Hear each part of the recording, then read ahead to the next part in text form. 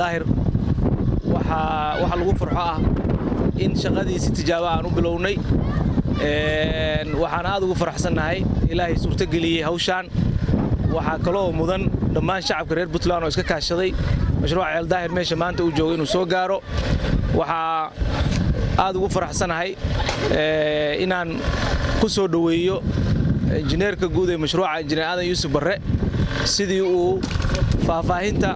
shaqada technicality-geeda uu warbixin uga siiyo shacabka reer Puntland oo na garab taagan injineer ku soo dhawow bismillaahir rahmaanir rahiim alxamdulillaah rabbil caalamiin wasalaatu wasalaamu calaa rasuulillaah sallallahu alayhi wasallam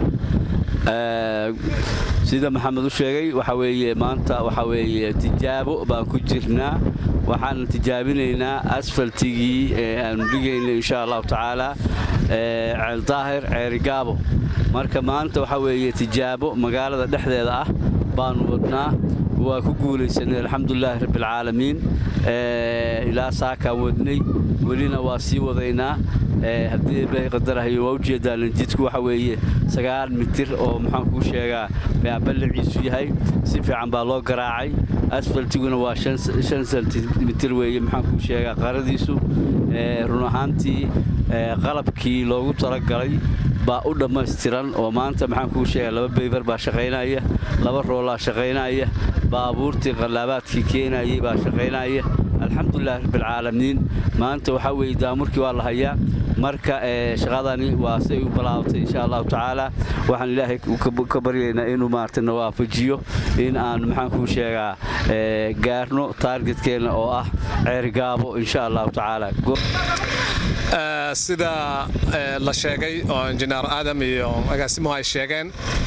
maanta waxaan ku jirnay tijaabadii ugu horeysay ee aanu ku tijaabinaynay qalabka iyo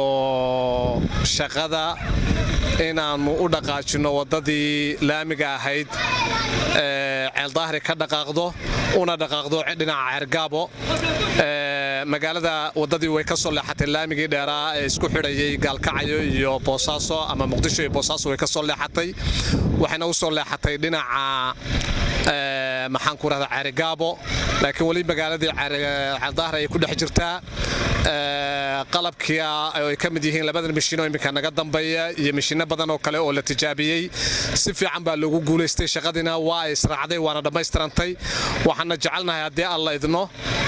12 bisha 12aad 2020 oo ah maalinta Axadda ay soo socota ayaa waxay u mudaysan tahay in mashruucan si dhammaystiran oo full scale ah uu u bilowdo